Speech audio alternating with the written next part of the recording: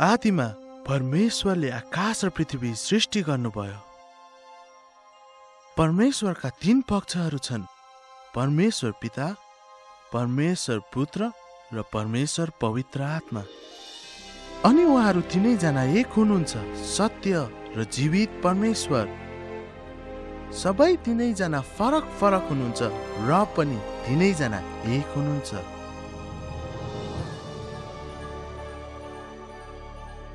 स्वर्गमा लुसिफर भनिने एउटा सुन्दर स्वर्गदूत थियो। परमेश्वरको सिंहासनको रक्षा गर्न त्यसलाई उच्च पदमा राखिएको थियो। त्यसपछि एक दिन त्यसको हृदयमा घमण्डको पाप प्रवेश गर्यो। त्यो सर्वशक्तिमान परमेश्वर जस्तै हुन चाह्यो। लुसिफरले आफ्नो पागलपनमा स्वर्गै हत्याउने प्रयासमा सहभागी गराउन धेरै स्वर्गदूतहरूलाई प्रलोभन देखायो। तर लुसिफरको एउटा ठुलो समस्या थियो, त्यो त केवल एउटा सृष्टि गरिएको व्यक्ति मात्र थियो। परमेश्वरले लुसिफर र सम्पूर्ण विद्रोही स्वर्गदूतहरूलाई स्वर्गबाट फालिदिनु भयो। ती पतित स्वर्गदूतहरू दुष्ट आत्माहरू बने र लुसिफर चाहिँ शैतान बन्यो। त्यो पृथ्वी ग्रहको वरिपरि बसोबास गर्यो र त्यो नै त्यसको राज्य बन्यो। त्यही पृथ्वी एउटा आश्चर्यजनक नाटकको लागि मुख्य स्थान बन्यो। तब मुख्य कलाकार मध्ये एकजनालाई अगाडि ल्याउने बेला आयो।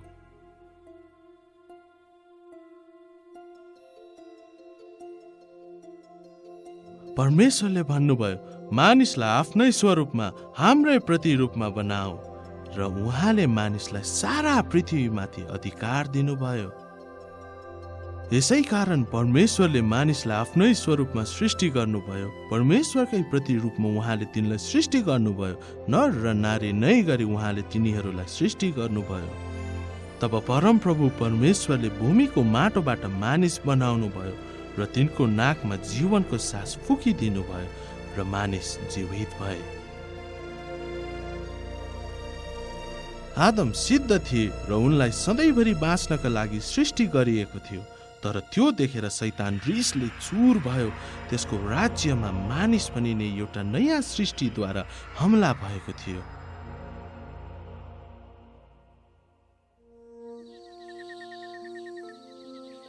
आदम अदनको बगैँचामा बस्दथे र उनले परमेश्वर पुत्रले सृष्टि गर्नुभएको सम्पूर्ण जनावरको नाम राखे। आदम परमेश्वरसँगको सङ्गतिमा हिँड्दथे र उनलाई सम्पूर्ण जीवित प्राणीहरूलाई शासन गर्ने अधिकार दिएको थियो। तर शैतानले आदमलाई घृणा गर्दथ्यो र ऊ मरुन् भन्ने चाहन्थ्यो। अनि उहाँले मानिसलाई यो आज्ञा दिनुभयो, बगैँचाका सबै रुखका फल तैले सङ्कोच नमानी खाए हुन्छ, तर असल र खराबको ज्ञान दिने रुखको फल चाहिँ तैले नखानु, किनभने जुन दिन तैले त्यो खान्छस् त निश्चय नै मर्नेछस्। फेरि परमप्रभु परमेश्वरले भन्नुभयो, मानिस एक्लो रहन असल छैन, म त्यसको निम्ति सुहाउँदो सहयोगी बनाउने छु। अनि प्रभुले आदमको करङहरू मध्येको एउटाबाट हवालाई सृष्टि गर्नुभयो। बगैँचामा उनीहरूको जीवन साँच्चै नै आनन्दमय थियो। हवा एक्लै भएको बेला पारेर शैतान एउटा सुन्दर सर्पको रूप धारण गरी उनको नजिक आयो। त्यसले हवालाई ढाँट्यो र उनलाई निषेध गरिएको रुखको फल खानलाई उक्सायो। हवाले एउटा डरलाग्दो गल्ती गरिन्। उनले परमेश्वरको आज्ञालाई नमानी शैतानले भनेको कुरालाई माने। आदम र हवा दुवैले अवाज्ञा गरी निषेध गरिएको फल खाएर खुल्लम खुल्ला परमेश्वरको सामु पाप गरे। उनीहरूले आफ्नो निर्दोषिता गुमाए। उनीहरू दुवै आत्मिकी रूपमा मरे र पाप उनीहरूको सन्ततिहरूमा एउटा जीवाणु जस्तै गरी सर्दै गयो। त्यसको परिणाम स्वरूप हामी मध्ये कोही पनि पाप रहित छैन। परमेश्वरले पापलाई घृणा गर्नुहुन्छ र यसलाई उहाँको उपस्थितिमा आउन अनुमति दिनुहुन्न। मृत्युको श्राप सम्पूर्ण मानव जाति र संसारमाथि परेको थियो। परमप्रभुले पापको परिणाम स्वरूप काँडा र सिउँडीहरू उमारोस् भनी भूमिलाई श्राप दिनुभएको थियो। यसैले जुन भूमिबाट उनी बनाइएका थिए त्यसैको खेती गर्न परमप्रभु परमेश्वरले उनलाई अदनको बगैँचाबाट निकालिदिनु भयो। परिणाम स्वरूप शैतानले यो संसारिक प्रणालीलाई नियन्त्रणमा लियो।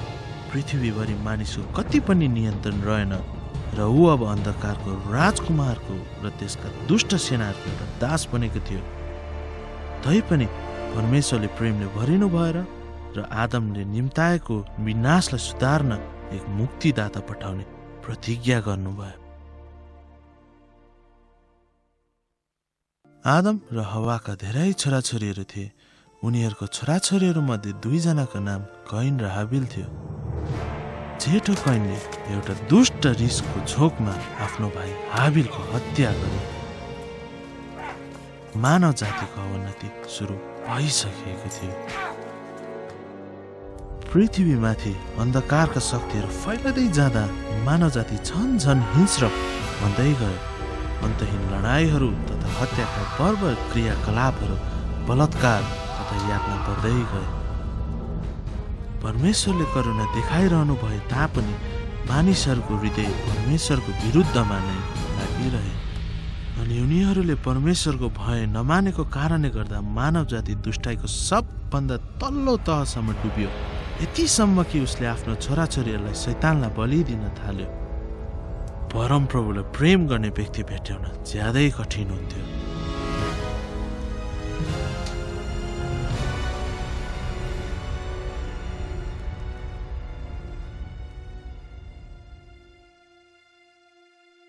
तर त्यहाँ अब्राहम नाम गरेका एकजना विश्वास गर्ने मानिस थिए। उनी परमेश्वरका एक मित्र थिए। अब्राहमकी श्रीमती 90 वर्ष हुँदाखेरि छोरा दिई परमेश्वरले आशिष दिनुभयो। यो एउटा आश्चर्यजनक जन्म थियो। त्यही वंशबाट परमेश्वरका चुनिएका जाति अर्थात् इस्राएलीहरू जन्मे। समय बित्दै जाँदा इस्राएलीहरू मिश्रीहरूका दासहरू बने। उनीहरूले 400 वर्षसम्म कठोर दासत्वमा कष्ट भोगे।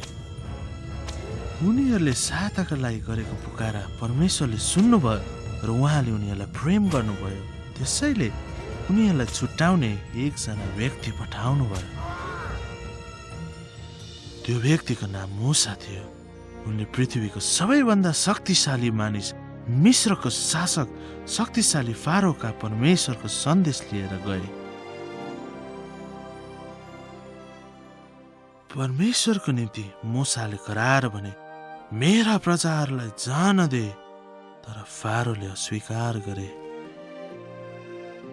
त्यसैले परमेश्वरले उनीहरूलाई छुटकारा दिन फारोलाई बाध्य गराउनका लागि मिश्र देशमा विपत्तिहरू पठाउनु भयो। परमेश्वरले सम्पूर्ण पानीलाई रगतमा बदल्नु भयो। माछाहरू मरे र नदी गनायो। मिश्रीहरू आकुल व्याकुल भएका थिए। उनीहरूले आफ्नो देशभरि कहीँ पनि पानी खान पाएका थिएनन्। तैपनि फारोले आफ्नो विचारमा कुनै परिवर्तन ल्याएन। अरू विपत्तिहरू पनि आइलागे। भ्यागुताहरूले देश भरियो। उनीहरूका गाई वस्तु मरे र धुलो जुम्रामा परिणत भयो। मिश्रीहरू डरले थरथर कापेका थिए। तैपनि फारोको हृदय झन कठोर हुँदै गयो। त्यसपछि परमेश्वरले मिश्रीहरूका अर्को विपत्ति पठाउनु भयो र मानिस र पशु दुवैको शरीरमा खटिराहरू आए। त्यसपछि फेरि अर्को विपत्ति आइलाग्यो। मिश्र देशभरि असिना बर्स्यो र बिजुली चम्कियो र त्यसले उनीहरूका बाली नाली सखाप पार्यो। मिश्र देशमा विनाश आइलाग्यो। अन्तिम ठुलो विपत्तिले मिश्र देशभरिका सम्पूर्ण जेठा सन्तानहरूलाई मार्नुहुने थियो। मूसाले परमेश्वरको अन्तिम श्रापदेखि जोगिनका लागि इस्राएलीहरूलाई आफ्नो ढोकाको चौकसका खम्बाहरूमा भेडाको रगत लगाउनु पनि सचेत गराए। परमप्रभुले मिश्र देशलाई न्याय गर्नुभयो। मध्यरातमा सबै जेठा सन्तानहरूलाई मार्दै त्यस देशबाट भएर जानुभयो। तर परमप्रभुले ढोकाको खम्बाहरूमा रगत देख्नुहुँदा उहाँले विनाश गर्नेहरूलाई त्यो घरभित्र पस्न अनुमति दिनु हुँदैन थियो। त्यो घर त्यसै छोडिन्थ्यो। त्यस रात प्रत्येक मिश्रीको घरमा लासहरू थिए। सारा देश चिल्ली बिल्लीमा परेका थिए। फारोको छोरा समेत मरेका थिए। मिरमिरी उज्यालो हुनुभन्दा अगावै फारोले मूसालाई इस्राएलीहरूलाई परमप्रभुको सेवा गर्नका लागि त्यहाँबाट जान आज्ञा दियो। त्यसैले परमप्रभुको शक्तिशाली हात मुनि रहेर उनीहरू त्यहाँबाट हिँडे।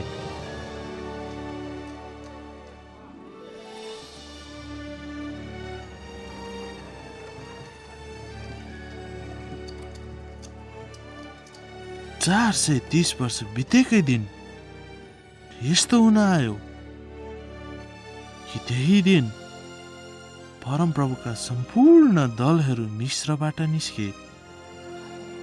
परमप्रभुले तिनीहरूलाई मिस्र देशबाट निकालेर ल्याउनु भएको त्यस रातको सम्झना गरौँ। फारोले उनीहरूलाई रोक्नका लागि एउटा अन्तिम प्रयास गर्यो, तर परमेश्वरले लाल समुद्र खोलिदिनु भयो र मूसा र इस्राएलीहरू उम्कन सफल गराउनु भयो। त्यसपछि परमप्रभुले समुद्र बन्द गरिदिनु भयो र फारोका सेनालाई नष्ट गरिदिनु भयो।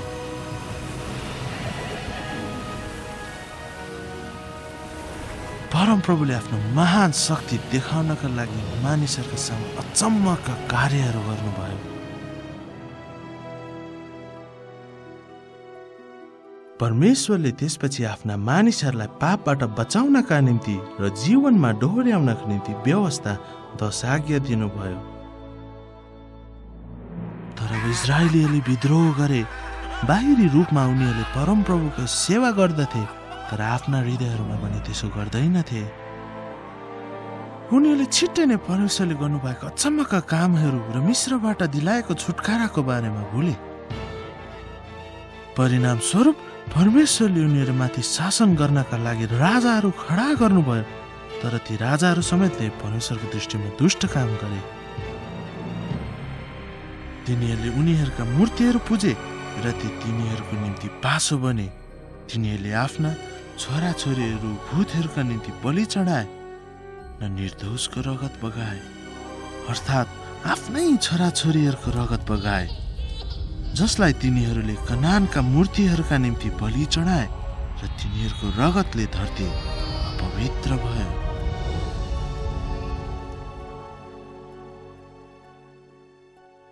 त्यसपछि परमेश्वरले मानिसहरूलाई तिनका पापहरूको पश्चाताप गर्न र परमेश्वरको सेवा गर्न चेतावनी दिनको लागि उहाँका भविष्यवक्ताहरूलाई पठाउनु भयो, तर मानिसहरूले बारम्बार विद्रोह गरि नै राखे।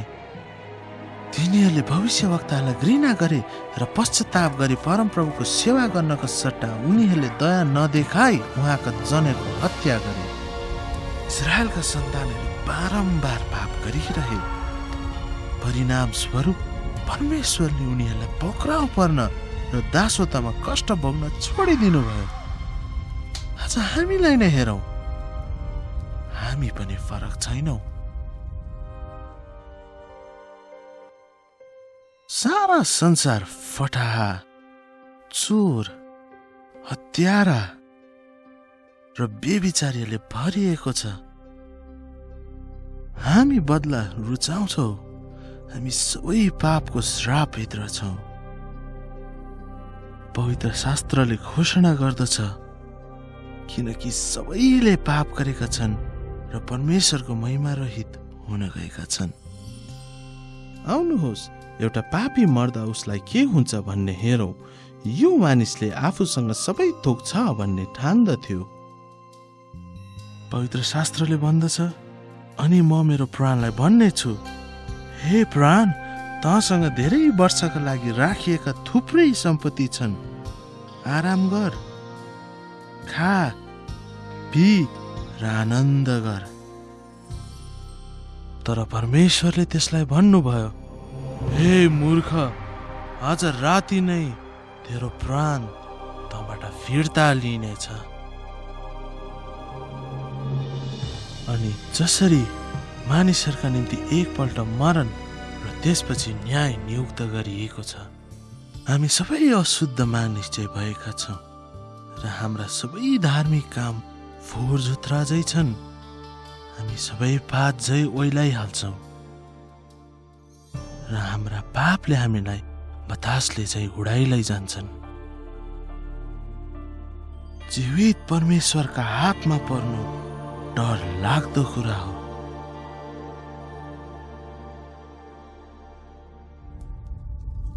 मृत्युपछि उसको प्राण तुरन्तै नर्कमा लगिन्छ र त्यसले त्यहाँ परमेश्वरको डर लाग्दो न्यायलाई पर्खेर बस्छ।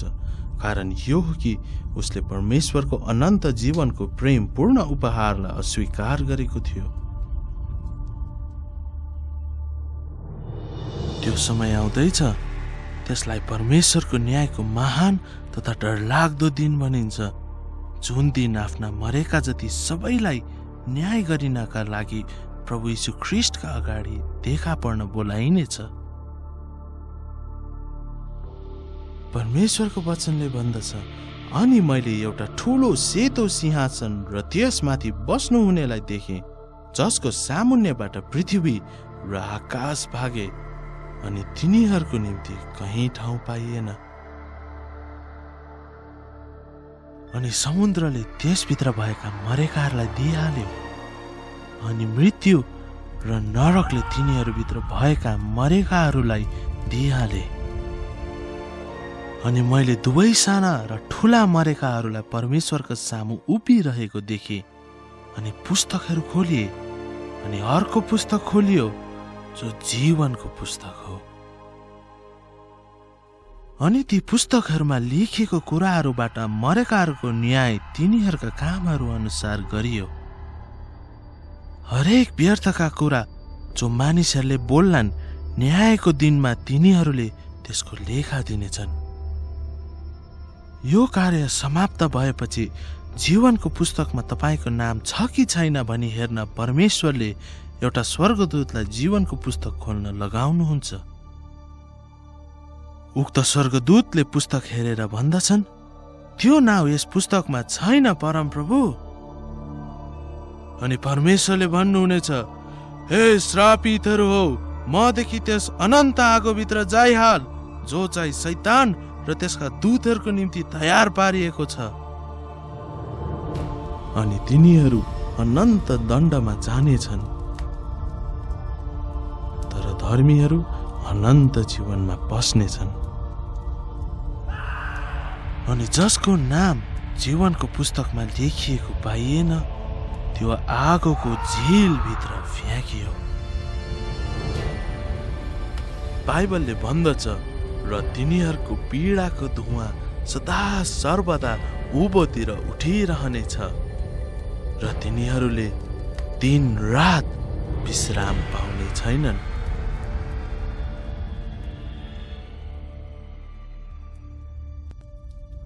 तर परमेश्वरले उहाँको महान प्रेममा त्यस भयानक ठाउँमा जान नपरोस् भनेर तपाईँको लागि एउटा बाटो तयार पारिदिनु भयो। कोही पनि नष्ट नहोस्, तर सबैले पश्चाताप गरून् भन्ने इच्छा राखेर उहाँले हामीतर्फ धीरज देखाउनुहुन्छ। परमेश्वरले तपाईँलाई प्रेम गर्नुहुन्छ र तपाईँ उहाँसँगै स्वर्गमा बस्नुहोस् भन्ने उहाँ चाहनुहुन्छ, र उहाँले तपाईँ त्यहाँ पुग्न सक्नुहोस् र नरकमा जान नपरोस् भन्ने एउटा बाटो बनाउनु भयो। अनि त्यो बाटो प्रतिज्ञा गरिनु भएको मुक्तिदाताद्वारा हो। यहुदीहरूले उहाँलाई मसीहको रूपमा खोजे र उनीहरूले उहाँ आउनु भएर उनीहरूलाई बचाउनुहोस् भनी शताब्दीौंदेखि प्रार्थना गरिरहे। 760 ईसा पूर्वमा भविष्यवक्ता यशायाले इस्रायल राष्ट्रलाई यसो भने, यसै कारण परमेश्वर आफैले तिमीहरूलाई चिन्ह दिनुहुनेछ। हेर, कन्या गर्भवती हुनेछिन् र एउटा पुत्र जन्माउनेछिन्, अनि उहाँको नाम इमानुएल कहलाइनेछ, जसको अर्थ हो परमेश्वर हामीसित। शैतानले त्यो भविष्यवाणीलाई बुझ्यो। त्यस बेलादेखि इस्रायलमा भएको प्रत्येक कन्या केटीलाई निहाल्न थालिएको थियो। वर्षौंपछि मसीहको जन्म हुनुभन्दा अगाडि इस्रायल एकपटक फेरि एउटा विदेशी शक्तिको दासत्वमा पर्यो। यस पटक त्यो शक्ति चाहिँ शक्तिशाली रोमी साम्राज्य थियो। रोमले यहुदीहरूप्रति कुनै दया देखाएन। यही अँध्यारो कालको समयमा नै मुक्ति सम्बन्धी परमेश्वरको मुक्तिको महान योजना सुरु भयो।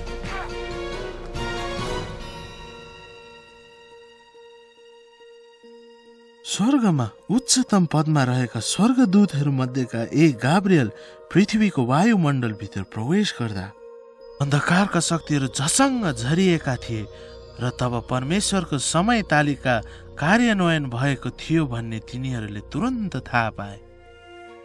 गाब्रिएल स्वर्गदूत कन्या मरियमलाई भेट्न र संसारलाई सदाको लागि परिवर्तन गर्ने सन्देश उनलाई दिनका लागि नासरत सहरमा आए। मरियम स्वर्गदूतलाई देखेर आत्तिन्। उनले मरियमलाई भने, हेर, तिमीले गर्भधारण गर्नेछौ र एउटा छोरा जन्माउने छौ र तिमीले उहाँको नाम यीशु राख्नु। उहाँ महान हुनुहुनेछ र परम प्रधानका पुत्र कहलाइनेछ अनि परमेश्वरले उहाँको पिता दाउदको सिंहासन दिनुहुनेछ। तब मरियमले भनिन्, यो कसरी हुनेछ र, किनकि म कुनै पुरुषलाई जान्दिन नै। पवित्र आत्मा तिमीमाथि आउनुहुनेछ र परम प्रधानको सामर्थ्यले तिमीमाथि छाया पार्नेछ। यसै कारण तिमीबाट जन्मनुहुने पवित्र जन चाहिँ परमेश्वरको पुत्र कहलाइनुहुनेछ।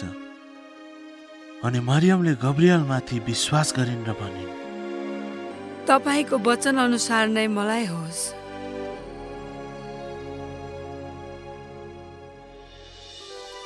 यीशु आफ्नो सेवाकाई सुरु गर्नका लागि स्वर्गको वैभवलाई त्याग्नुहुन्छ। गन्तव्य नासरत। पवित्र आत्माले कन्या मरियममाथि छाया पार्नुहुन्छ र उनी गर्भवती हुन्छन्।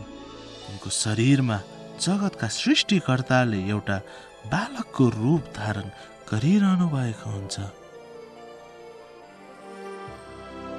त्यसपछि मरियम आफ्नी सहेली कहाँ गइन् जो 6 महिनाकी गर्भवती थिइन्। जब एलिसिबाले मरियमको सलाम सुनिन् तब तिनको गर्भमा भएको बालक उफ्रियो अनि उनी पवित्र आत्माले भरिन्। एलिसिबाबाट जन्मने पुत्र चाहिँ बप्तिस्मा दिने यूहन्ना हुन्। अनि एलिसिबाले ठुलो स्वरले कराएर भनिन्, तिमी स्त्रीहरूमा धन्य हौ र तिम्रो गर्भको फल धन्य हुनुहुन्छ। मरियमको मग्नी योसेफसँग भएको थियो, तर अब उनी गर्भवती थिइन् अनि यहुदी कानुन अनुसार कुनै कन्या विवाह पूर्व गर्भवती भएमा उसलाई मृत्युदण्ड दिइन्थ्यो। यही कुरा मरियमको लागि एउटा ठुलो समस्या भएको थियो। अप्रत्यक्ष रूपमा शैतानले ती बालकको हत्या गर्नको लागि मरियमलाई ढुङ्गाले हिर्काएर मारियोस् भन्ने चाहन्थ्यो। तर योसेफले मरियमलाई प्रेम गरे र उनले मरियमलाई एउटा सार्वजनिक तमासा बनाउन चाहेनन्। योसेफ मरियमको सुरक्षाको निम्ति डराएका थिए। उनले गुप्तमै विवाह स्थगित गर्ने योजना बनाए। हेर, सपनामा प्रभुको दूत तिनी कहाँ यसो भन्दै देखा परे, आफ्नी पत्नी मरियमलाई आफू कहाँ ल्याउन नडराऊ, किनकि जो उनको गर्भमा हुनुहुन्छ उहाँ चाहिँ पवित्र आत्माबाटकै हुनुहुन्छ। अनि उनले पुत्र जन्माउने छिन् र तिमीले उनको नाम यीशु राख्नु, किनभने उहाँले आफ्नो जनहरूलाई तिनीहरूको पापहरूबाट मुक्त गर्नुहुनेछ। त्यसपछि नासरत सहरमा योसेफ र मरियमको विवाह भयो। शैतानले सारा संसारमाथि कर लगाउनका लागि रोमका सिजर अगस्तसलाई प्रयोग गर्यो। शैतानले यो कार्य खराबी गर्नका लागि गरेको थियो। त्यसो गर्दा त्यसले बाइबलको भविष्यवाणी पूरा गर्न सहयोग गर्यो। कसरी भने त्यसले योसेफ र मरियमलाई बेथलेहममा जान बाध्य गरायो। बाइबलले यीशु बेथलेहममा जन्मनु हुनेछ भनी भनेको थियो। बेथलेहम योसेफको जन्मस्थान पनि थियो र उनले करको निम्ति त्यही नै नाम दर्ता गराउनु पर्दथ्यो। मरियमको सुत्केरी हुने बेला नजिकै आइरहेको थियो। शैतानले त्यो लामो यात्रामा एउटा दुर्घटना होला भनी आशा गरेको थियो, तर परमेश्वरले नै उनीहरूलाई नियन्त्रण गर्नुभएको थियो। अनि उनले आफ्नो जेठो छोरो जन्माइन् र उहाँलाई लपेट्ने लुगाहरूमा बेरेर ढुँडमा राखिन्, किनकि उनीहरूका निम्ति पाउमा ठाउँ थिएन।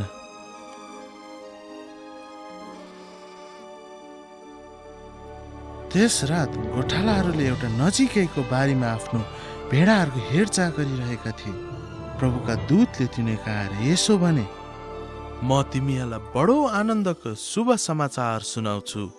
आज तिमीहरूका निम्ति दाउदको सहरमा एकजना मुक्तिदाता जन्मनु भएको छ, जो ख्रीष्ट प्रभु हुनुहुन्छ। अनि एक्कासी ती स्वर्गदूतका साथमा यसो भन्दै परमेश्वरको प्रशंसा गरिरहेको स्वर्गीय सेनाको एउटा भिड देखा पर्यो। यही सानो गोठमा संसारमा सृष्टिकर्ताले जन्म लिनुभयो। बाइबलले भन्दछ, उहाँ संसारमा हुनुहुन्थ्यो अनि उहाँद्वारा संसार हुन आयो, अनि संसारले उहाँलाई चिनेन।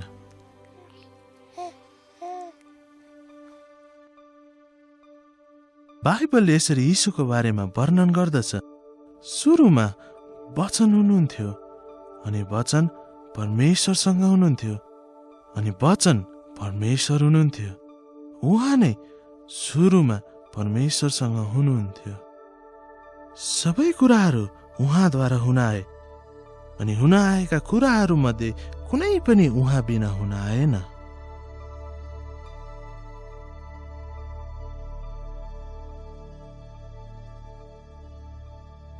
अनि बालकको खतना हुनका निम्ति 8 दिन पूरा भएपछि उहाँको नाम यीशु राखियो, जो चाहिँ उहाँ गर्भमा आउनुभन्दा पहिले नै स्वर्गदूतद्वारा राखिएको थियो। यहुदी व्यवस्था अनुसार मरियमले विश्वास योग्यताका साथ पाप बलिको रूपमा एक जोडी ढुकुर चढाइन्। मरियमलाई त्यस्तो उच्च स्थानमा परमेश्वरले छान्नु भएको भए तापनि मरियमलाई आफू एक पापी भएको थाहा थियो र उनका बालक यीशु उनका मुक्तिदाता हुनुहुनेछ भन्ने कुरा उनले बुझेकी थिइन्। मन्दिरमा सिमियोन नाम गरेका एकजना धर्मी मानिस थिए। बाइबलले भन्दछ, अनि प्रभुको ख्रीष्टलाई देख्नुभन्दा अघि तिनले मृत्यु देख्नु पर्ने छैन भनी पवित्र आत्माद्वारा तिनलाई प्रकट भएको थियो। तिनले बालक यीशुलाई आफ्नो पाखुरामा लिए र भने, मेरा आँखाले तपाईको मुक्तिलाई देखेका छन्। प्रभु यीशुको जन्म हुँदा आकाशमा एउटा तारा देखा पर्यो र पूर्वबाट ज्योतिषीहरू उपहारहरू लिएर त्यो तारालाई पछ्याउँदै आए। उनीहरूलाई यरुशलेम पुग्न 2 वर्ष यात्रा गर्नु पर्यो। ती ज्योतिषहरू हेरोद राजा कहाँ आएर भने, यहुदीहरूका राजा जो जन्मनु भएको छ कहाँ हुनुहुन्छ? किनभने पूर्वमा हामीले उहाँका तारा देख्यौं र उहाँलाई दण्डवत गर्न आएका छौं। तर जब हेरोद राजाले यी कुराहरू सुने तब तिनी आत्तिए र तिनीसँग सारा यरुशलेम पनि आत्तियो। अनि तिनले सबै मुख्य पुजारीहरू र जनताका शास्त्रीहरूलाई भेला गरी ख्रीष्टको जन्म कहाँ हुनुपर्ने हो भनी तिनीहरूसित सोधपुछ गरे। अनि तिनीहरूले तिनलाई भने, यहुदियाको बेथलेहेममा। तब राजाको कुरा सुनेर उनीहरू हिँडे अनि हेर, त्यो तारा जसलाई उनीहरूले पूर्वमा देखेका थिए ती साना बालक हुनुभएको ठाउँमाथि आएर नअडुन्जेल उनीहरूको अघि अघि लाग्यो। अनि त्यस घरभित्र पसेर उनीहरूले ती साना बालकलाई आफ्नी आमा मरियमको साथमा देखे र भुइँमा घोप्टो परेर उहाँलाई दण्डवत गरे। अनि आफ्ना धनका कन्तुरहरू खोली उनीहरूले उहाँलाई उपहार चढाए, सुन, लोबान र गन्धरस। अनि सपनामा परमेश्वरबाट हेरोद कहाँ फर्केर नजानु भन्ने चेतावनी पाएर उनीहरू अर्कै बाटो भएर आफ्नो देशतिर हिँडे। अनि उनीहरू हिँडिसकेपछि हेर, सपनामा प्रभुका दूत युसुफ कहाँ यसो भन्दै देखा परे, उठ, यी साना बालक र उहाँकी आमालाई साथमा ल्याऊ र मिश्र देशमा भाग, अनि मैले तिमीलाई नभनुन्जेल त्यहीँ बस, किनभने हेरोदले नाश गर्नलाई यी साना बालकलाई खोज्नेछ। अनि उनी उठेर राति नै साना बालक र उहाँकी आमालाई साथमा लिए र मिश्र देशतिर हिँडे। तब ज्योतिषीहरूद्वारा आफ्नो ठट्टा भएको देखेर हेरोद साह्रै रिसाए अनि तिनले आफ्ना मानिसहरू पठाए र ज्योतिषीहरूसित यत्नसित सोधपुछ गरेको समय अनुसार बेथलेहेम र त्यसका वरिपरिका सबै इलाकाहरूमा भएको 2 वर्षदेखि मुनिका सबै बालकहरूलाई मारे। तब यर्मिया भविष्यवक्ताद्वारा यसो भन्दै बोलिएका वचन पूरा भयो, रामामा आवाज सुनियो, बिलाप, रुवाबासी र ठुलो शोक।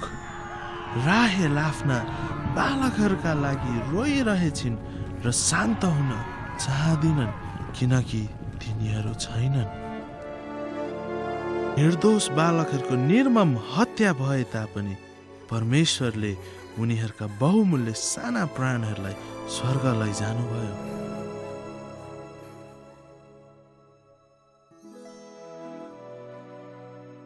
हेरोद राजाको मृत्युपछि उनीहरू गालिलमा फर्के अनि बालक बढ्नुभयो र बुद्धिले परिपूर्ण भएर आत्मामा बलियो हुनुभयो अनि परमेश्वरको अनुग्रह उहाँमाथि थियो। अब उहाँका बाबुआमा हरेक वर्ष निस्तार चाडको समयमा यरुसलेम जाँदथे अनि जब उहाँ 12 वर्षको हुनुभयो तब चाडको रीति अनुसार उहाँहरू माथि यरुसलेम जानुभयो। निस्तार भोजको समयमा प्रभुले बुझ्नुभयो कि एक दिन परमेश्वरको थुमाको रूपमा उहाँ संसारको पापहरूको निम्ति बलिदान हुनुहुनेछ। अहिलेसम्म जिएको मध्ये सबैभन्दा महान जीवन यही नै थियो। चाडको अन्तमा परिवारको साथमा फर्कनुको सट्टा उहाँ मन्दिरमा गुरुजनहरूको बीचमा तिनीहरूको कुरा सुन्दै र तिनीहरूलाई प्रश्न गर्दै बसिरहनु भएको थियो। शैतानले आफ्नो शत्रुलाई हेर्यो र उहाँका वचनहरू सुन्यो। महापुजारीहरू उहाँको समझ र उहाँले दिनुभएको जवाफहरू देखेर चकित परेका थिए। जवान यीशुलाई व्यवस्थाको बारेमा यति धेरै कसरी थाहा भयो? यो सजिलो कुरा थियो। उहाँको महिमामा 1500 वर्ष अगाडि उहाँ आफैले नै सिनाई पर्वतमा मोसालाई ती व्यवस्थाहरू दिनुभएको थियो। जब युसुफ र उहाँकी आमाले उहाँलाई भेटाए उनीहरू छक्कै परे र उहाँकी आमाले उहाँलाई भनिन्, छोरा, तिमीले हामीसँग किन यस्तो व्यवहार गर्यौ? अनि उहाँले उनीहरूलाई भन्नुभयो, तपाईहरूले मलाई खोज्नुभयो किन? म मेरो पिताको काममा व्यस्त रहनुपर्छ भन्ने कुरा के तपाईहरूलाई थाहा थिएन? अनि यीशु बुद्धिमा, दिलडौलमा र परमेश्वर र मानिसको अनुग्रहमा बढ्दै जानुभयो। 18 वर्षपछि बप्तिस्मा दिने यूहन्नालाई के उनी भविष्यवक्ता हुन् भनी प्रश्न सोधियो। उनले तिनीहरूलाई जवाफ दिए, म पानीमा बप्तिस्मा दिन्छु, तर तिमीहरूका माझमा एकजना खडा हुनुहुन्छ जसलाई तिमीहरू चिन्दैनौ। यहाँ उहाँ हुनुहुन्छ जो म पछि आएर म भन्दा पहिलो हुनुभएको छ, जसको जुत्ताका फिता खोल्ने योग्यको म छैन। भोलिपल्ट यीशु जो 30 वर्षको हुनुहुन्थ्यो यूहन्ना कहाँ आउनुभयो। जब यूहन्नाले उहाँ आफू कहाँ आइरहनु भएको देखे र भने, हेर परमेश्वरका थुमालाई जसले संसारको पाप उठाइ लैजानुहुन्छ। अनि बप्तिस्मा लिएर यीशु तुरन्तै पानीबाट माथि निस्कनु भयो। अनि हेर उहाँका निम्ति आकाशहरू खोलिए अनि उहाँले परमेश्वरका आत्मालाई ढुकुर झै ओर्लदै गर्नुभएको र आफूमाथि आउँदै गर्नुभएको देख्नुभयो। अनि हेर स्वर्गबाट एउटा आवाज आयो जसले भन्यो, यिनी मेरा प्रिय पुत्र हुन् जससँग म अत्यन्तै प्रसन्न छु। तब उहाँ आत्माद्वारा उजाड स्थानमा डोराइनुभयो र उहाँ जङ्गली जनावरहरूको साथमा रहनुभयो। शैतानले उहाँलाई परीक्षा गर्यो र उहाँले 40 दिनसम्म केही खानु भएन। प्रभुलाई पाप गर्न लगाउनलाई शैतानले जतिसुकै प्रयासहरू गरे तापनि त्यो पूर्ण रूपले विफल भयो, किनकि यीशु सर्वशक्तिमान परमेश्वर हुनुहुन्छ र उहाँमा कुनै पाप छैन। जब परीक्षाको अन्त भयो, यीशुले भन्नुभयो, हे शैतान हटिजा, किनभने यो लेखिएको छ, तिमीले आफ्ना परमेश्वर प्रभुलाई दण्डवत गर र उहाँकै मात्रै सेवा गर।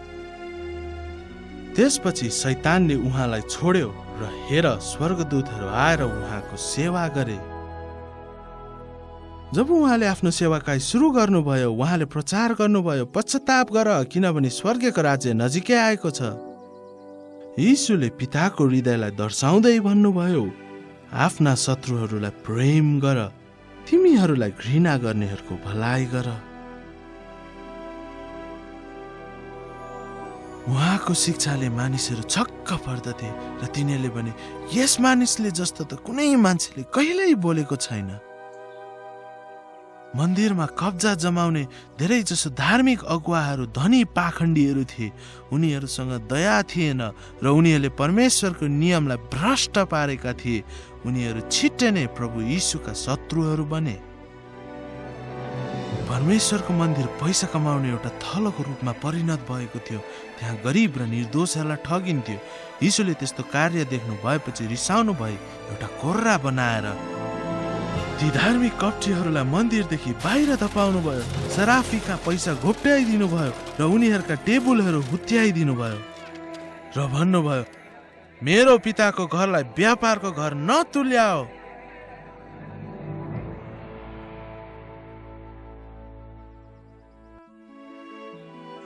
यीशु एक महान आश्चर्यकर्मी पनि हुनुहुन्थ्यो।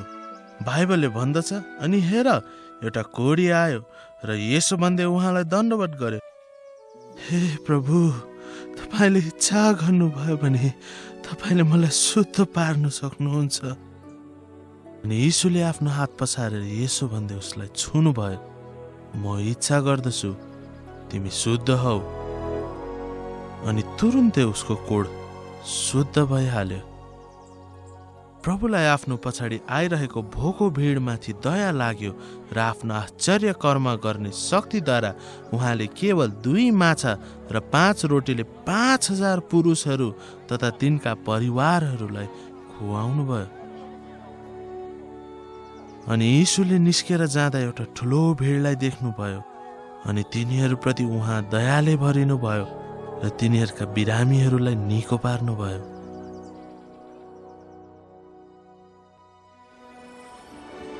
एक रात यीशुले पानीमाथि हिँडी आफ्ना चेलाहरूलाई अचम्मित पारिदिनु भयो। यीशुले तिनीहरूलाई भन्नुभयो, साहस गर, म हुँ, न डराओ। सारा सृष्टिले मानिसको पुत्रको आज्ञा माने। यीशुले घोषणा गर्नुभयो, बौरी उठाई र जीवन म नै हुँ। जसले म माथि विश्वास गर्छ ऊ मरे तापनि जिउनेछ। उहाँको सामर्थ्य देखाउन उहाँ लाजरसको लास राखेको चिहानमा आउनुभयो, जो 4 दिन अघि मरिसकेका थिए। अनि यीशु ठुलो स्वरले कराउनु भयो, हे लाजरस बाहिर आऊ। अनि ती मरेका मानिस कात्रोले हात पाउ बाँधिएकै अवस्थामा बाहिर निस्के। अनि यीशुले मरेकालाई पनि जीवित पार्नु सक्नुहुन्छ भन्ने यो समाचार सबै ठाउँमा फैलियो।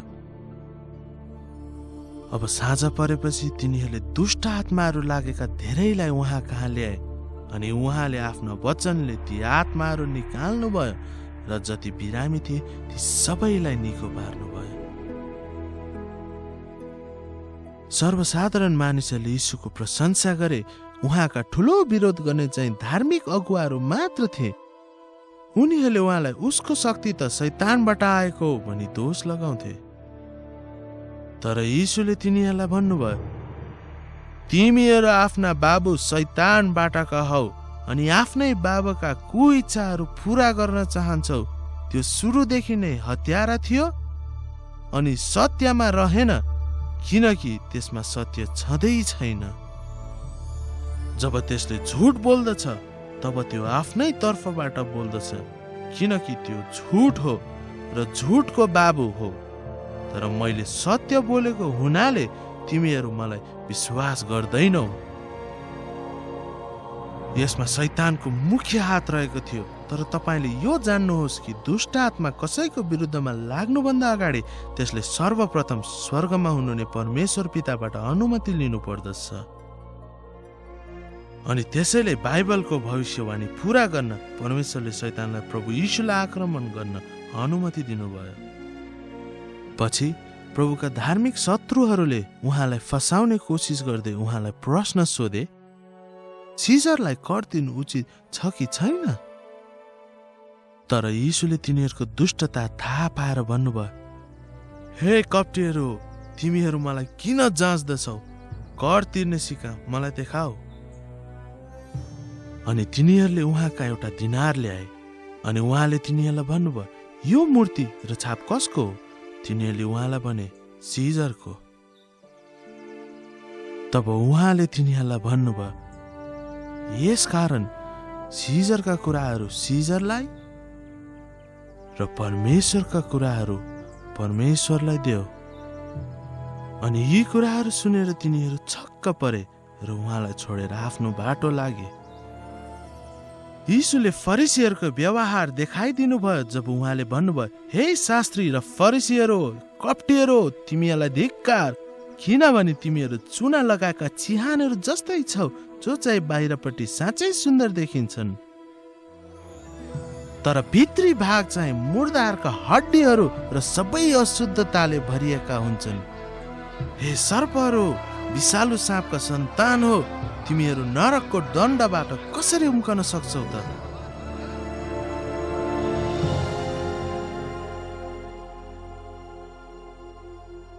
यीशुले भन्नुभयो, किनभने संसारलाई दोषी ठहराउनको निम्ति होइन, तर उहाँद्वारा संसारले मुक्ति पाओस् भनेर परमेश्वरले आफ्नो पुत्रलाई संसारमा पठाउनु भयो। जसले उहाँमाथि विश्वास गर्दछ ऊ दोषी ठहरिँदैन, तर जसले विश्वास गर्दैन त्यो पहिल्यै दोषी ठहरिसकेको हुन्छ, किनकि त्यसले परमेश्वरका एकमात्र जन्माएको पुत्रको नाममा विश्वास गरेको छैन। यीशुले भिडलाई भन्नुभयो, साँचो साँचो म तिमीहरूलाई भन्दछु, जसले मेरा वचन सुन्छ र मलाई पठाउनु हुने माथि विश्वास गर्छ उसँग अनन्त जीवन छ र ऊ न्यायमा पर्ने छैन, तर मृत्युबाट जीवनमा सरिसकेको हुन्छ। उहाँमा जीवन थियो अनि त्यो जीवन मानिसहरूको ज्योति थियो। प्रभु यीशुले धार्मिक संस्थापकहरूको माझमा ठुलो हलचल मचाइदिनु भयो जब उहाँले भन्नुभयो, बाटो, सत्य र जीवन म नै हुँ, मद्वारा बाहेक कोही पनि पिता कहाँ आउँदैन। यसरी सारा संसारलाई उहाँ मात्र स्वर्ग जाने बाटो हुनुहुन्छ भने उहाँले दाबी गर्नुभयो। ती वचनहरूले धार्मिक संसारलाई उथल पुथल पार्यो। उनीहरूले त्यति बेला यीशुलाई ती भनेकोमा घृणा गरे र आज धेरैजनाले ती वचनहरूलाई घृणा गर्दछन्।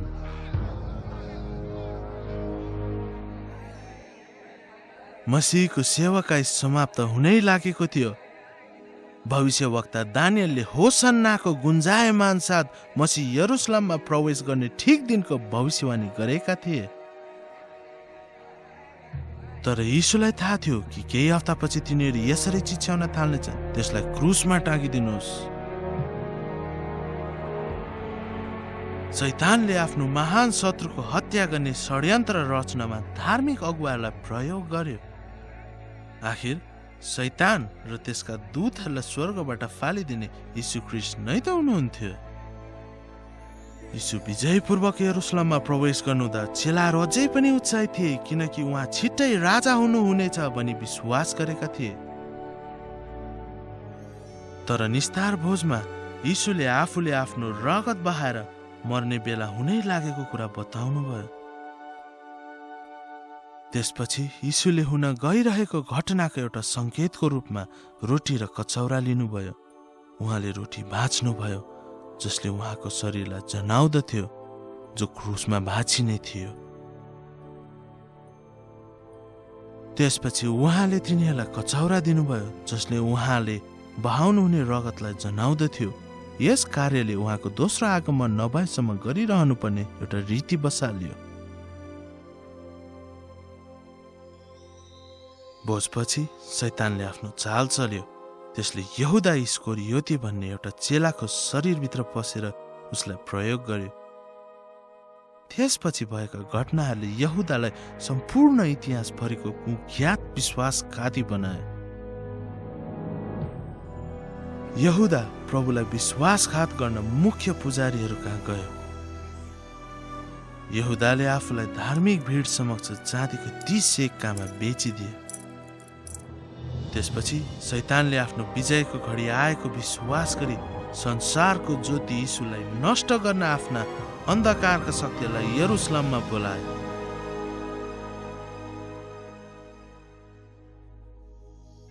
त्यस रात यीशुले आफ्नो चेलाहरूलाई गेतसमनीको बगैँचामा लानुभयो र उनीहरूलाई त्यहीँ बस्न लगाए। आफू अलि पर गएर एक्लै प्रार्थना गर्नुभयो। बाइबलले भन्दछ, अनि भारी व्यथामा परेर उहाँले अझै यत्नसित प्रार्थना गर्नुभयो। अनि उहाँका पसिना रगतका ठुला ठुला थोपा चाहिँ भुइँमा खसिरहेको थियो। यीशु जसले कुनै पाप गर्नु भएन, न त कुनै छल कपट नै उहाँको मुखमा पाइयो, उहाँले सारा संसारको पाप बोक्न तयार हुनुभयो। यीशुले यसो भन्दै प्रार्थना गर्नुभयो, हे मेरा पिता, सम्भव छ भने यो कचौरा मबाट हटोस्, तरै पनि मैले इच्छा गरे चाहिँ होइन, तर तपाईले इच्छा गर्नुभए चाहिँ होस्। हेर, समय नजिकै आइपुगेको छ र मानिसका पुत्र पापीहरूका हातमा पक्राइन्छन्। अनि तुरुन्तै उहाँ बोल्दै गर्नुहुँदा नै यहुदा 12 मध्ये एक त्यहाँ आयो र त्यसको साथमा मुख्य पुजारीहरू, शास्त्रीहरू र बुढा प्रधानहरू पट्टिबाट एउटा ठुलो भिड तरवार र लाठाहरू लिएर आयो। यहुदाले यसो भनेर एउटा संकेत दिएको थियो, जसलाई म चुम्बन गरूला तिनी नै उनी हुन्, तिनलाई पक्र। तर यीशुले त्यसलाई भन्नुभयो, हे यहुदा, के तिमी मानिसका पुत्रलाई चुम्बनद्वारा पक्राइदिन्छौ? तब तिनीहरू आए र यीशुमाथि हात हालेर उहाँलाई पक्रे। अनि हेर, यीशुसँग हुनेहरू मध्ये एकजनाले आफ्नो हात बढाएर आफ्नो तरवार झिके र महापुजारीहरूको दासलाई हिर्काएर त्यसको कान च्वाट्टै काटिदिए। अनि उहाँले त्यसको कान छुनुभयो र त्यसलाई निको पार्नुभयो। अनि तिनीहरूलाई भन्नुभयो, आफ्नो तरवार फेरि त्यसकै ठाउँमा हाल, किनभने तरवार लिने सबै तरवारद्वारा नष्ट हुनेछन्। यीशुले उनीहरूलाई के याद गराउनु भयो भने उहाँले स्वर्गमा विराजमान हुने पितासँग प्रार्थना गरेमा उनलाई छुटाउनका निम्ति 12 पल्टनभन्दा बढी स्वर्गदूतहरू पठाउन सक्नुहुन्थ्यो। ती स्वर्गदूतहरूको संख्या 72,000 भन्दा बढी हुन्थ्यो। तर यीशुले आफ्नो रक्षा गर्न स्वर्गदूतहरूलाई अनुमति दिनु भएन, किनकि उहाँ बाइबल पवित्र शास्त्र पूरा गर्न क्रुसमा टाँगिनु नै पर्दथ्यो। उहाँ पक्राउ पर्नु भएपछि शैतान हर्षले गदगद भएको थियो। त्यसको मुख्य शत्रु सुरक्षा विहीन हुनु भएको थियो र दुष्टले बदला लिने बेला आएको थियो।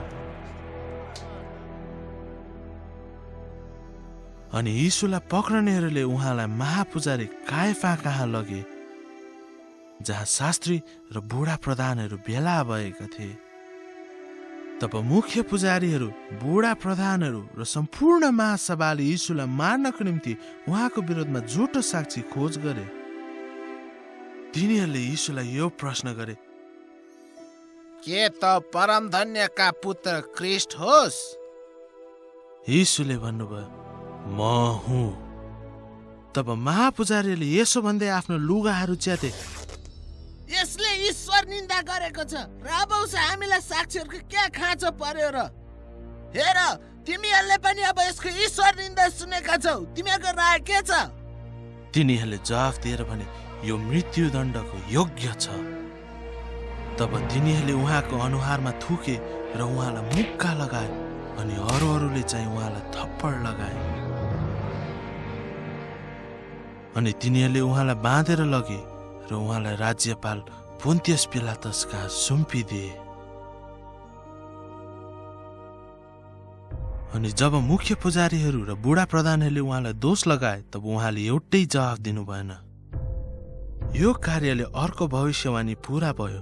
ऊ थिचोमिचोमा पर्यो र उसलाई कष्ट पर्यो, तापनि उसले आफ्नो मुख खोलेन। मारिनलाई लगेको थुमा जस्तै डोराएर लगियो। आफ्नो उन कत्रनेको सामु भेडा मौन भए जे उसले पनि आफ्नो मुख खोलेन। अनि पिलातसले उहाँलाई सोधे, के तिमी यहुदीहरूका राजा हौ? अनि उहाँले जवाफ दिँदै उनलाई भन्नुभयो, तपाईले नै भन्दै हुनुहुन्छ। मुद्दाको सुनवाई भएपछि पिलातस राजनैतिक रूपले दोधारमा परे। डरले गर्दा उनले यसबाट पन्छिन खोजे। तब पिलातसले मुख्य पुजारीहरू र मानिसहरूलाई भने, म यस मानिसमा केही दोष पाउँदिन। यहुदीहरू रिसले आगो भए र तिनीहरूले त्यहाँको परिस्थितिलाई एउटा दङ्गामा परिणत गरे अनि पिलातसमाथि दबाव दिन थाले। यो यहुदीको एउटा विशेष चाडको दिन थियो र पिलातसलाई त्यस समयमा एउटा कैदीलाई छोड्ने प्रचलनको बारेमा थाहा थियो। पिलातसले यीशुलाई छुटकारा दिन चाहे अनि सिपाहीहरूले बरब्बा नाम भएका एउटा हत्यारालाई मानिसहरूका सामु ल्याए। उनीहरूले बरब्बा र प्रभु यीशुमा एकजनालाई छान्नु पर्दथ्यो। पिलातसले कसलाई छोडिदिऊ भनेर भिडलाई सोधे, ख्रिस्ट वा बरब्बालाई? उसलाई अचम्मित पार्दै तिनीहरूले सबै यसो भन्दै कराए, यस मान्छेलाई होइन तर बरब्बालाई, बरब्बालाई। पिलातसले यहुदीका राजालाई चाहिँ के गरिदिउँ भनेर सोधे। भिडले चिच्याएर भने, त्यसलाई क्रुसमा टाँगिदिनुहोस्। यीशुले मृत्युदण्ड पाउने योग्यको कुनै काम गर्नुभएको पिलातसले पाएनन्। उनले विचार गरेका थिए कि यदि उनले यीशुलाई कोर्राले हान्न लगाए भने भिड खुसी हुन्थ्यो अनि उनले यीशुलाई छोडिदिन सक्थे। त्यसैले सिपाहीहरूले यीशु ख्रिस्टलाई कोर्रा लगाउनका लागि लगे। प्रभु यीशुले त्यो परिस्थितिलाई पूर्ण रूपमा नियन्त्रण गर्नुभएको थियो। यीशुलाई क्रुसमा टाङ्ने कार्यको प्रत्येक तहलाई पृथ्वीको सृष्टि गर्नुभन्दा अघि नै परमेश्वर पिता, परमेश्वर पुत्र र परमेश्वर पवित्र आत्माद्वारा स्वर्गमा तय गरिएको थियो। तिनीहरूले मुक्तिदाताको हात खम्बामा बाँधे र कोर्रा लगाए, जसबाट भविष्यवाणी पूरा भयो। उहाँले आफ्नो पीठ उहाँलाई पिट्नेहरूलाई फर्काइदिए। यीशुसँग उनीहरूलाई रोक्न सक्ने शक्ति थियो, तर उहाँले स्वेच्छाले उनीहरूलाई त्यसो गर्न दिनुभयो। छालाको कोर्रामा प्राय जसो स्टिलका टुक्राहरू, सिसाका डल्लाहरू र तीखा हाडहरू जोडिएका हुन्थे। ढाडमा मात्र कोर्रा हानिएको थिएन, पिठ्यूमा र खुट्टाहरूमा पनि हानिएको थियो। कोर्रामा भएका तीखा हाडहरू र धातुले शरीरलाई च्यातेपछि भित्रका मांसपेशीहरूलाई चिरा चिरा पार्दथ्यो। धमनीहरू फुटेर रगतको फोहरो छुट्दथ्यो। धेरै जसो दण्डित व्यक्तिहरू त कोर्रा लगाउँदै गर्दा नै मर्दथे। तर ऊ त हाम्रा अपराधहरूको निम्ति छेडियो, हाम्रा अधर्मका निम्ति ऊ पेलियो। हामीमा शान्ति ल्याउने दण्ड उसमाथि पर्यो र उसको कोर्राको चोटले हामी निको भयौं।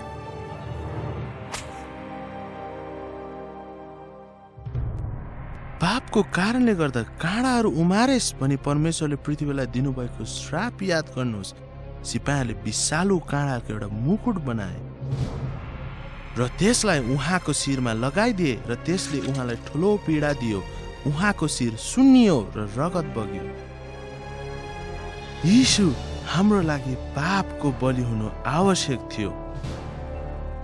काँडाको मुकुटले पापको डर लाग्दोपनलाई जनाउँदथ्यो अनि उहाँका वस्त्रहरू फुकालेर तिनीहरूले उहाँलाई बैजनी रङको वस्त्र पहिराइदिए।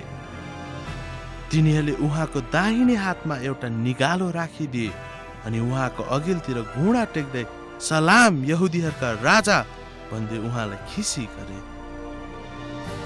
त्यहाँ उपस्थित प्रत्येक सिपाहीले आफ्नो मुड्कीहरूले निर्ममतापूर्वक यीशुको अनुहारमा हिर्काए अनि उहाँलाई निगालोले टाउकोमा ठोके। तिनीहरूले परमेश्वरको थुमामाथि थुके, जसबाट धर्मशास्त्रको यो वचन पूरा भयो, ठट्टा र थुकाइबाट मैले मेरो मुख लुकाइन। ऊ मानिसहरूबाट घृणित थियो र इन्कार गरियो, अफसोसमा परेको मानिस र कष्टसित परिचित।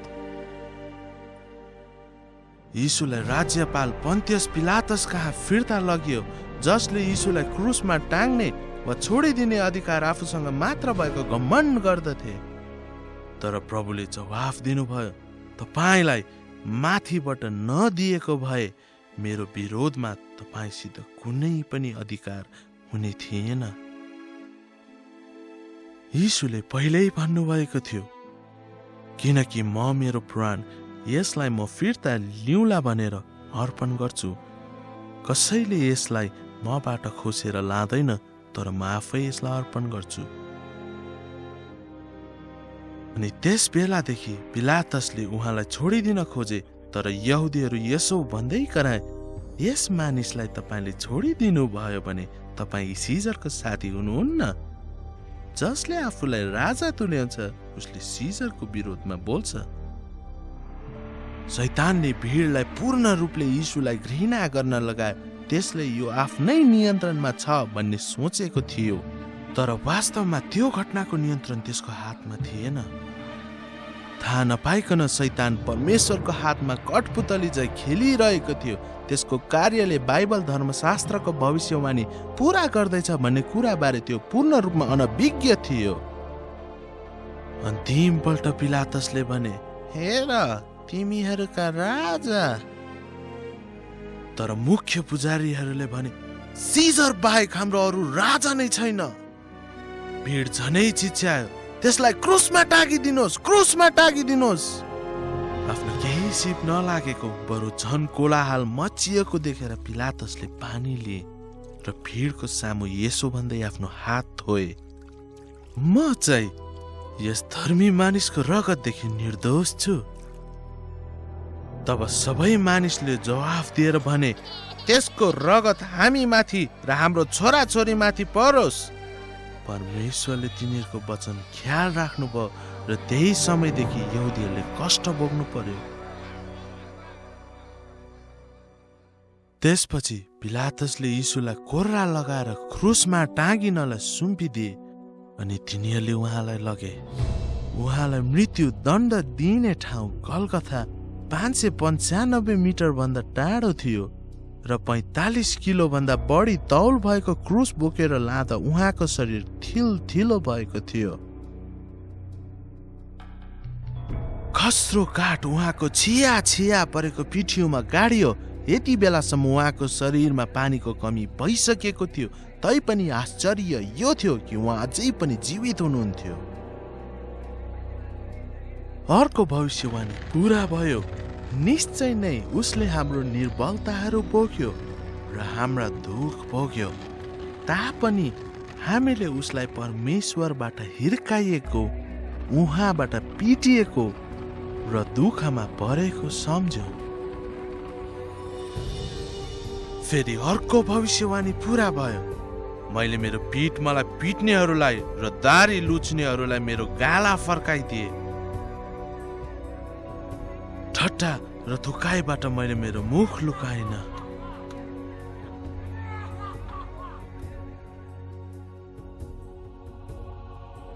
परमेश्वर प्रेम र कृपाले भरिएर आफ्नै सृष्टिले गरेको बेइज्जती, झुट र घृणा सहनलाई र उनीहरूका पापहरूको निम्ति मर्नलाई स्वर्ग त्यागी आउनुभयो।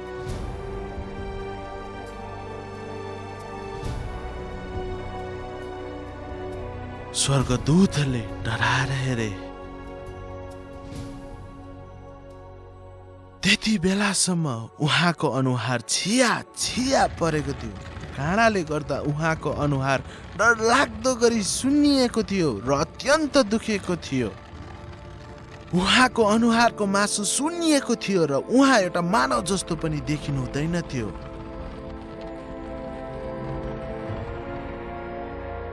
यो घटना हुनुभन्दा 100औं वर्ष अघि प्रभु यीशुको बारेमा भजन लेखकले वचनहरूको भविष्यवाणी गरेका थिए। कुकुरहरू मेरो चारैपट्टि छन्, कुकर्मीहरूको समूहले मलाई घेरेको छ। तिनीहरूले मेरो हात र मेरो खुट्टा छेडेका छन्। यीशु आफैले भन्नुभयो, अनि म पृथ्वीदेखि माथि उचालिए भने सबै मानिसहरूलाई म आफू कहाँ खिच्नेछु।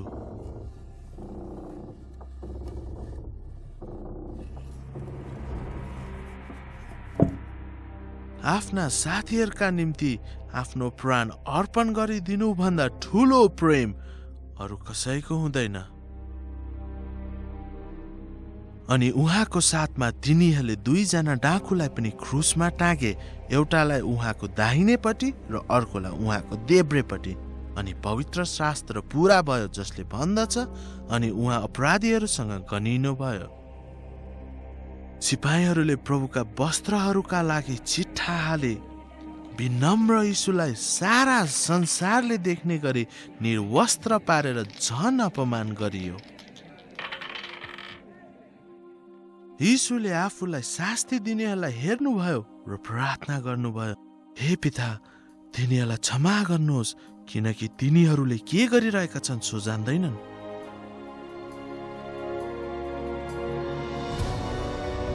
हेर्नेहरू मध्ये एकजनाले भने, आफैलाई बचा र क्रुसबाट ओर्ली आइज। यही प्रकारले मुख्य पुजारीहरूले पनि शास्त्रीहरूसँग गिल्ला गर्दै आपसमा भने, यसले अरूलाई बचायो, आफैलाई चाहिँ यसले बचाउन सक्दैन। हामीले देखौं र विश्वास गरौं भनेर इस्राएलका राजा ख्रीष्ट अब क्रुसबाट ओर्ली आओस्।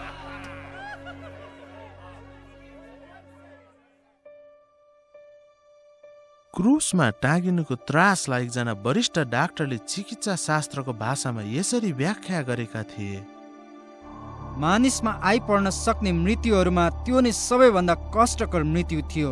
सास फेर्न पनि उहाँले आफैलाई सम्हाल्नु पर्दथ्यो। तीखा काँडाहरूले उत्पन्न भएको असह्य पीडा नाडीको मध्य नसामा ठोक्किँदै दिमागमा पुग्छ र तल मेरुदण्डसम्म झर्छ। पैतालाका हाडहरूको मध्य नसामा त्यही असह्य पीडाले झट्काएर शरीरै सिधा बनाउँदछ। त्यसपछि खुट्टाका मांसपेशीहरूमा बेसरी कम्पन भई शरीर बिस्तारै तल ढल्दछ र उहाँको शरीर बारम्बार क्रुसमा ठोकिँदछ। स्वास्थ्य भित्र तानिन्छ, तर फोक्सो र रक्त प्रणालीमा जम्मा भएको कार्बन डाइअक्साइडले बाउडिएको क्रियालाई हटाउन सहायता नगरेसम्म सास बाहिर फाल्न सकिँदैन।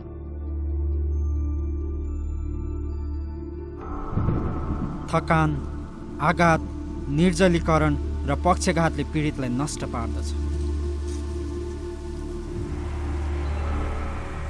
एक एक गरी उहाँको खरबौं रक्त कोशिकाहरू मर्दा मुटुलाई बाक्लो रगत तलमाथि लैजान अति नै गाह्रो पर्दछ। हाम्रो पापहरूले यीशु ख्रीष्टलाई क्रुसमा टाङ्न लगायो।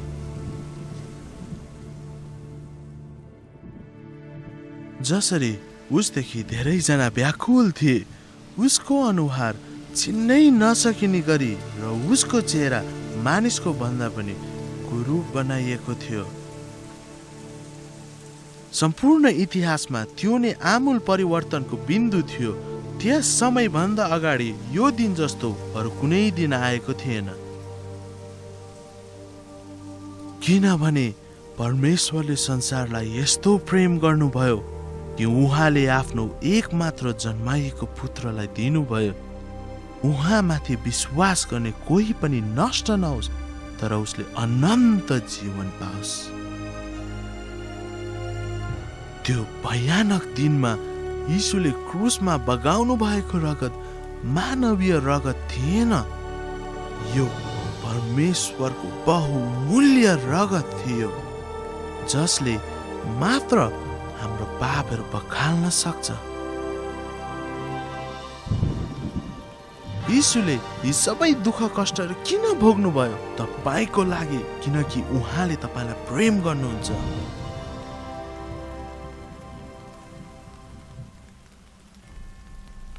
आकाश कालो भयो किनकि परमेश्वर पिताले पापलाई हेर्न सक्नुहुन्न थियो। यीशुले मानव जातिको हरेक दुष्ट विचार वा काम लगायत सब पाप आफैले बोक्नुभयो अनि निर्दयी क्रुसमा डरलाग्दो मूल्य तिर्नुभयो। यीशुले ठुलो स्वरले कराउनु भयो, हे मेरा परमेश्वर, हे मेरा परमेश्वर, तपाईले मलाई किन त्याग्नुभयो? हेर, परमेश्वरका थुमालाई जसले संसारको पाप उठाइ लैजानुहुन्छ। आफ्नो मृत्युभन्दा अघि प्रभुले कराएर भन्नुभयो, अब पूरा भयो। हामीलाई बचाउन आवश्यक पर्ने कार्यहरू सबै पूरा भए। अनि ठुलो स्वरले कराएर यीशुले भन्नुभयो, हे पिता, म मेरो आत्मा तपाईको हातमा सुम्पन्छु। र यसो भनेर उहाँले प्राण त्याग्नुभयो। क्रुसको बलिदान अब कहिल्यै पनि दोहोरिने छैन। उहाँ मरोस् भनेर निश्चित गर्न एउटा सिपाहीले उहाँको कोखामा भालाले घोच्यो अनि तुरुन्तै रगत र पानी निस्कियो। अनि तब उहाँकै सामुन्ने उभिरहेको सुबेदारले उहाँले यसरी कराएर प्राण त्याग्नु भएको देखेर भने, साँच्ची नै यी मानिस परमेश्वरकै पुत्र रहेछन्।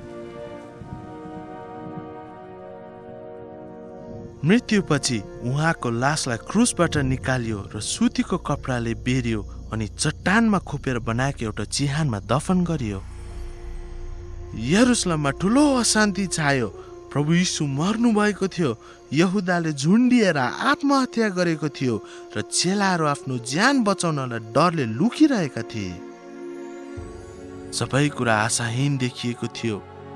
यीशुले आफू फेरि बौरी उठ्नेछु भनेको कुरालाई चेलाहरूले अविश्वास गर्दै बिर्सिए। त्यसपछि प्रभु बौरी उठ्नुभयो। इतिहासकै सबैभन्दा ठुलो घटना थियो त्यो बौरी उठाइ। उहाँ चिहानमा 3 दिन रहनु भएपछि परमेश्वरको महिमा प्रस्फुटन भयो अनि क्रुसमा मारिनु भएको यीशु मरेकाहरूबाट बौरी उठ्नुभयो र उहाँले संसारलाई अनन्त जीवनको आशा दिनुभयो। प्रभु यीशु ख्रीष्टले पाप, मृत्यु र नरकलाई जित्नु भएपछि घोषणा गर्नुभयो, अल्फा र ओमेगा, सुरु र अन्त म नै हुँ। प्रभु भन्नुहुन्छ, जो हुनुहुन्थ्यो र जो आउनुहुनेछ, जो सर्वशक्तिमान हुनुहुन्छ अनि जीवित म नै हुँ। म मरेको थिएँ अनि हेर, म सदा सर्वदाको निम्ति जीवित छु। आमेन। अनि नरक र मृत्युको चाबीहरू मसँग छन्। हप्ताको पहिलो दिनमा मिरमिरे उज्यालो हुँदै गर्दा स्त्रीहरू यीशुको शरीरमा घस्नका लागि सुगन्धित मसलाहरू लिएर चिहानमा गए।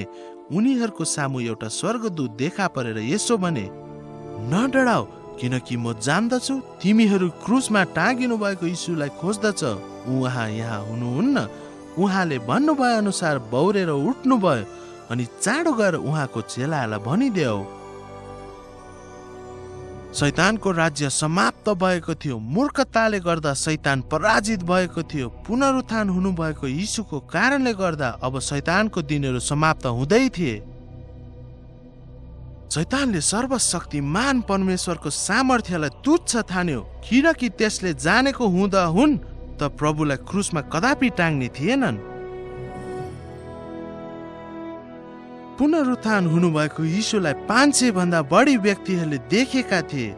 उहाँका चेलाहरू खुसीले गदगद भए अनि प्रभुले तिनीहरूलाई यो आज्ञा दिनुभयो, सारा संसारमा जाओ र हरेक प्राणीलाई सुसमाचार प्रचार गर। अब नजिकबाट हेर्नुहोस् अनि खरबौं खरबलाई हेर्नुहोस् जो आफ्ना पापहरूमा मरे। यीशुले यी मानिसहरूलाई यति धेरै प्रेम गर्नुभयो कि उहाँले स्वर्ग छोड्नुभयो अनि नर्क र न्यायको बारेमा चेतावनी दिनुभयो। उहाँले आफ्नो अर्थात् परमेश्वरको बहुमूल्य रगत उनीहरूका पापहरू पखाल्नको निम्ति बहाउनुभयो। उहाँ मर्नुभयो र मरेकाहरूबाट पुनरुत्थान हुनुभयो। तर यी कुनै पनि मानिसहरूले उहाँमा विश्वास गरेनन्। तिनीहरू कसैले पनि यीशुलाई आफ्नो प्रभु र मुक्तिदाता ग्रहण गरेनन्। जीवन छान्नुको सट्टा उनीहरूले मृत्यु रोजे। त्यसैले सर्वशक्तिमान परमेश्वर तथा अन्तिम न्यायाधीशको रूपमा यीशुले उनीहरूलाई यहाँ उनीहरूको दोस्रो मृत्युको निम्ति पठाउनु परेको थियो। परमेश्वरको नाममा धेरै ढिलो हुनुभन्दा अगाडि नै, तपाईँ मर्नुभन्दा अगाडि नै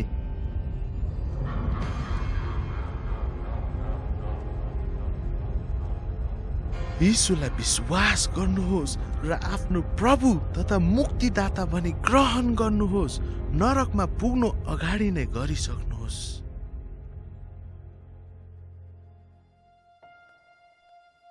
उहाँ स्वर्ग जानुभन्दा अघि यीशुले उहाँलाई विश्वास गर्नेहरूप्रति यो सुन्दर प्रतिज्ञा गर्नुभयो। तिमीहरूको हृदय विचलित नहोस्। तिमीहरू परमेश्वरमा विश्वास गर्दछौ, ममा पनि विश्वास गर।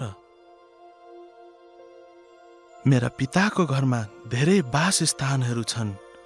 त्यस्तो नहुँदा हो त म तिमीहरूलाई भन्ने थिएँ, म तिमीहरूको निम्ति ठाउँ तयार पार्न जान्छु। अनि मैले गएर तिमीहरूका निम्ति ठाउँ तयार पारे भने म फेरि आउने छु। अनि म जहाँ छु त्यहाँ तिमीहरू पनि हौ भनेर म तिमीहरूलाई आफू कहाँ लिनेछु।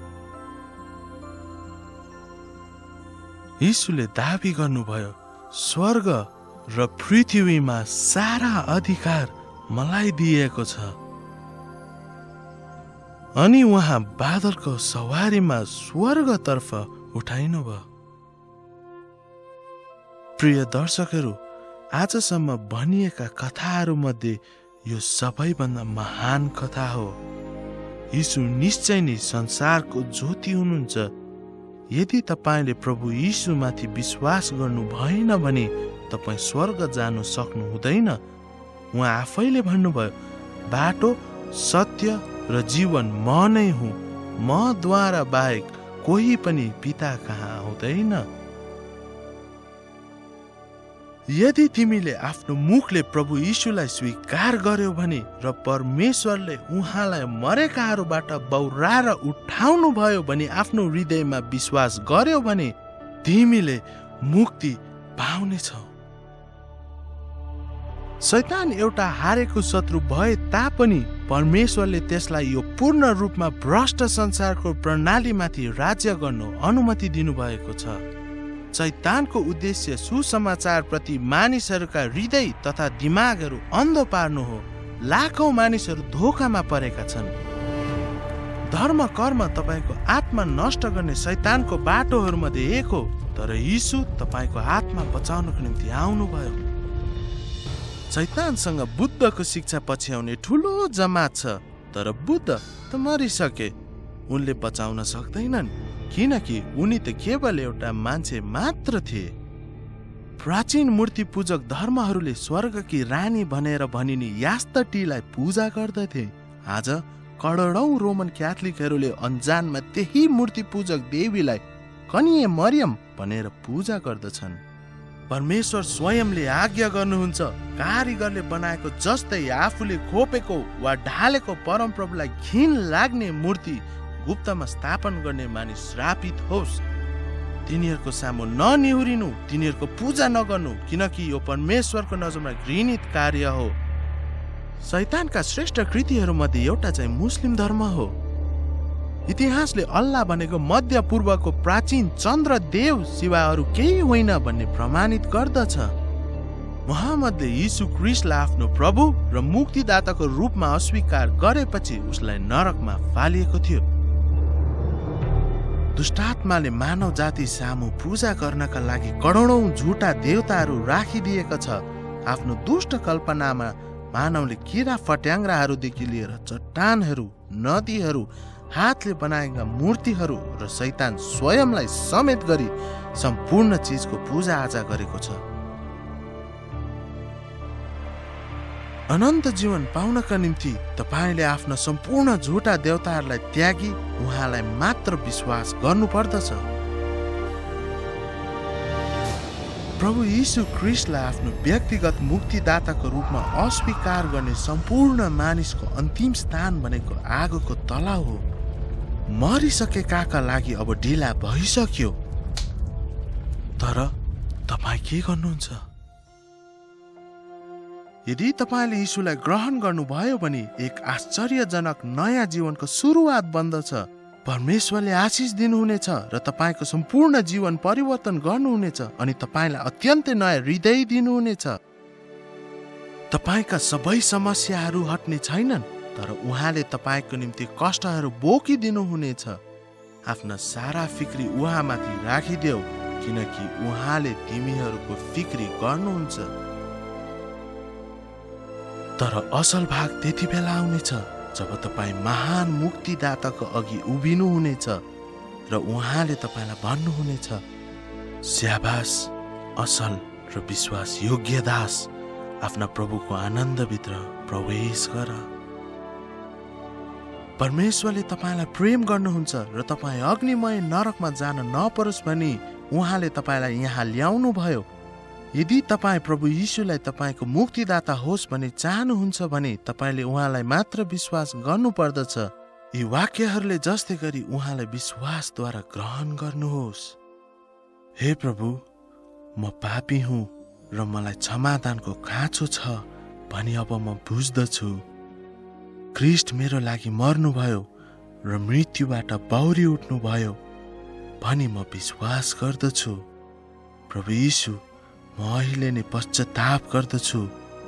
मेरो मुक्तिको निम्ति धर्म कर्म वा आफ्नै धार्मिकता नभई केवल तपाईँमा विश्वास गर्दछु। मलाई अनन्त जीवनका वचनहरू सुन्ने र ग्रहण गर्ने अवसर दिनुभएका लागि तपाईँलाई धन्यवाद चढाउँदछु। यीशुको नाममा आमेन।